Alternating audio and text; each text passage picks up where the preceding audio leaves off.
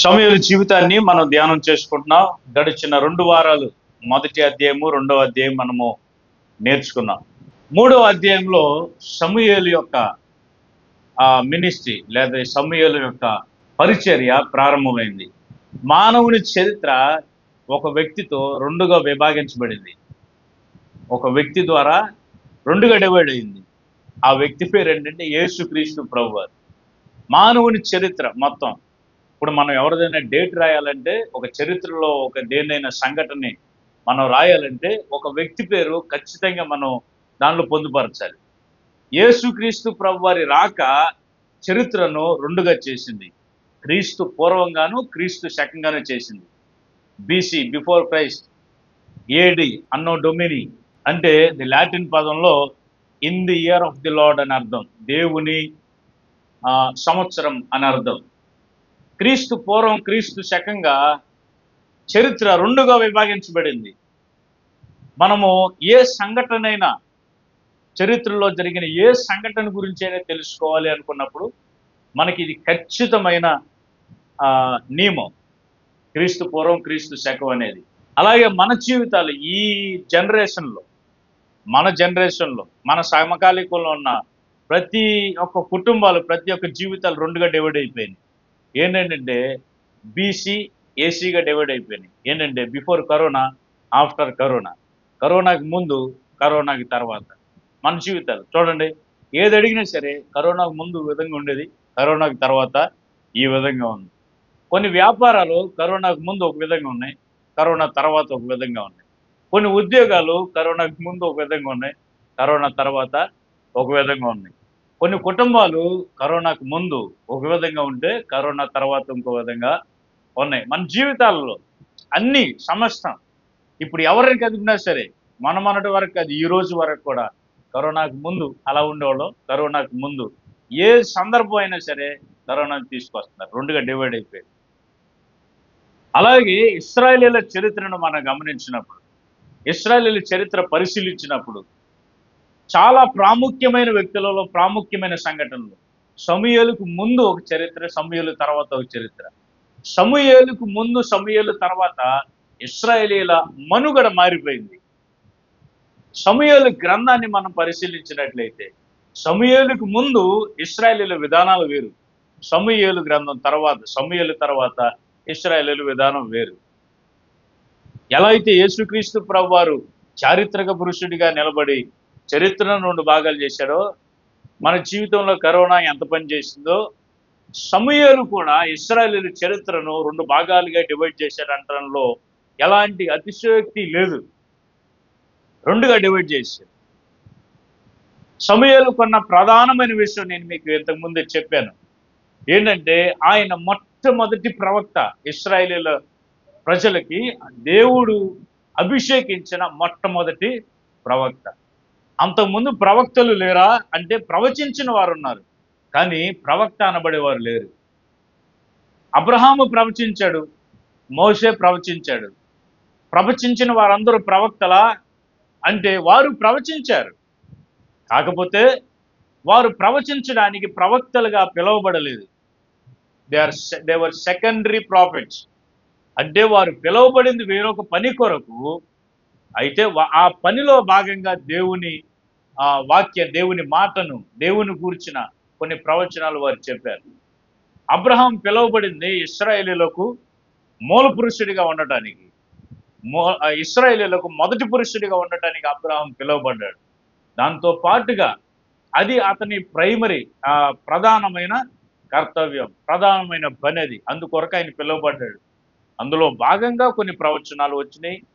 మోషే ఇశ్రాయేలీయులను ఐగుప్తు దేశం నుండి విడిపించి కానాను దేశంలోనికి తీసుకురావడానికి మోషే ఎన్నుకోబడ్డాడు. దేవుడు అతన్ని అభిషేకించాడు. అయితే అందులో భాగంగా ఆయన నాయకత్వంలో చాలా ప్రవచనాలు ఆయన చెప్పాడు. అయితే ఇశ్రాయేలీయుల చరిత్రలో దేవుడు ఒక ప్రవక్తగా అభిషేకించిన మొట్టమొదటి వ్యక్తి ఎవరంటే ప్రవక్త అయిన సమూయేలు. 2 ప్రధానమైన ఆఫీసులు సమూయేలు కొన్ని. ఆఫీస్ అంటే ఏమి లేదు, ప్రధానమైన కార్యాలు అని అర్థం. ఆఫీస్ అంటే ఏంటి? కార్యాలయం అనే కదా అర్థం. కార్యాలయం అంటే ఏంటి? అందులో కూర్చుని ఏదైతే వారు ఎన్నుకోబడ్డారో ఆ కార్యాలను జరిగించడానికి. రెండు ప్రధానమైన కార్యాలు, కర్తవ్యాలు సమూయేలు కొన్ని. మొట్టమొదటిది ఏంటంటే ఆయన న్యాయాధిపతులలో చివరి న్యాయాధిపతి, ప్రవక్తలలో మొట్టమొదటి ప్రవక్త. న్యాయాధిపతులలో చివరి న్యాయాధిపతి, ప్రవక్తలలో మొదటి ప్రవక్త. దేవుడు అభిషేకించాడు ప్రవక్తగా.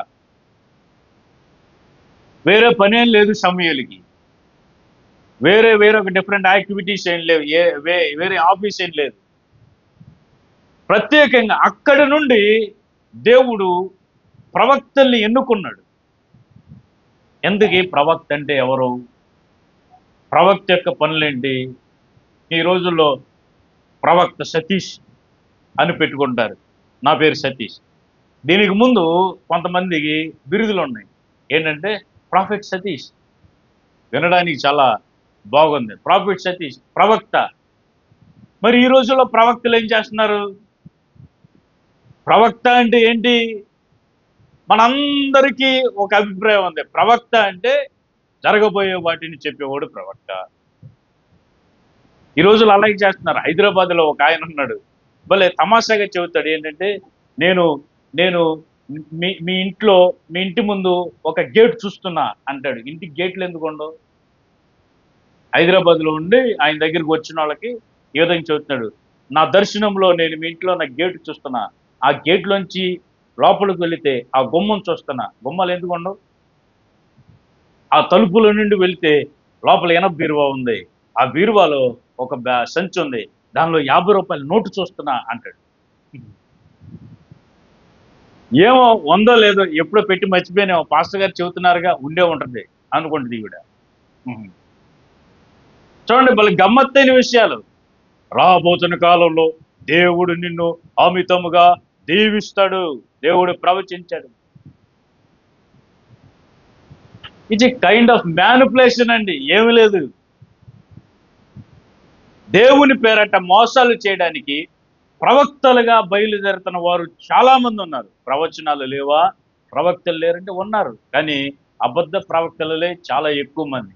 చాలా జాగ్రత్తగా గమనించండి. దేవుడు ప్రవక్తని ఎన్నుకున్నది, దేవుడు ప్రవక్తగా ఒకని అభిషేకించుకున్నది, దేవుడు ప్రవక్తగా ఒకని స్థిరపరిచింది భవిష్యత్తు గురించి చెప్పడానికి కాదు.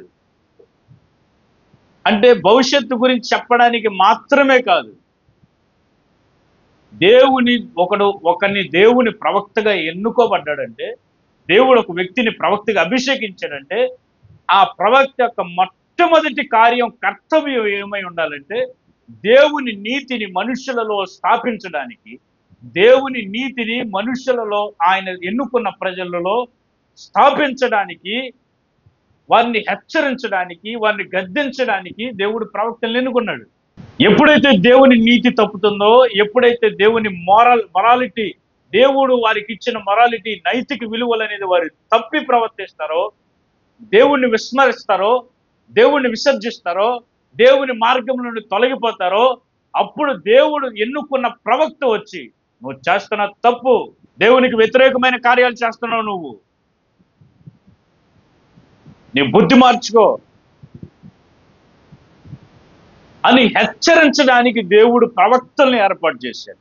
ప్రవక్త అంటే నథింగ్ బట్ దేవుని నీతిని స్థాపించడానికి ఎన్నుకోబడ్డ వ్యక్తి.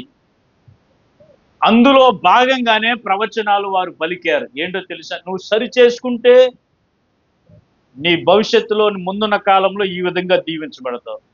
నువ్వు సరి చేసుకోకపోతే ముందున్న కాలంలో ఈ గుంటలో పడతావు. ఇది రాబోతున్న కాలము గురించిన మాటలు చెప్పడానికి ప్రవక్తకి అది సెకండరీ పనేది, అది ప్రాథమికమైనది కాదు. ఈరోజు యూట్యూబ్లో కనపడుతున్న ఏ ప్రవక్త అని పిలువబడేవాడు ఎవడైనా సరే దగ్గరికి వచ్చి నా కోసం ప్రార్థన చేయమని అన్నప్పుడు నీ బ్రతుకు మార్చుకోలేదు, సరి చేసుకోమన్న ప్రవక్తని ఎక్కడైనా చూసారా? ఎవరైనా సరే నీ ఆలోచన బాగోలేదు, నీ కార్యాలు బాగోలేదు, దేవుని ఎదుట నువ్వు నడిచే తీరు బాగోలేదు, మార్చుకున్నావా బాగుపడతావని హెచ్చరించిన ప్రవక్తని ఎక్కడైనా చూసాము యూట్యూబ్లో మనం? రాబోతున్న కాలంలో రాబోతున్న కాలంలో రాబోతున్న కాలం, ఏ రాబోతున్న కాలం ఉంటామో పోతామో తెలియదు. వచ్చే నిమిషం ప్రవచనం చెప్పే నువ్వు బతుకుంటావో తెలియదు, చేపించుకునే నేను బతుకుంటానో తెలియదు. అందుకనే అపోస్తలుడైన పౌలు మాట్లాడినాడు, ఏమన్నానంటే ఎప్పుడు కూడా రేపు ఖచ్చితంగా నేను ఇది చేస్తానని చెప్పొద్దు. ఏం చెప్పలేదు తెలుసా? దేవుని చిత్తమైతే, ప్రభు చిత్తమైతే. రేపు అమ్మ ఇంటికి వస్తారా? ప్రభు చిత్తమైతే.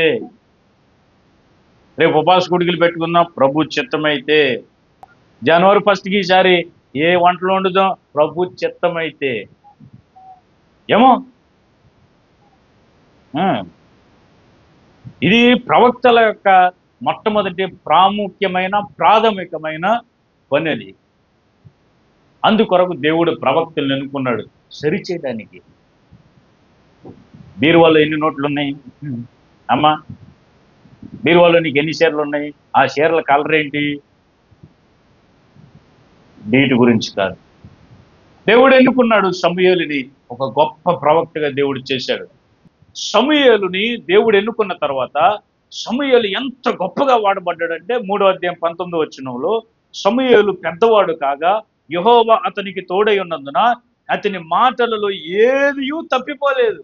ఒక్కటి కూడా తప్పిపోలేదు.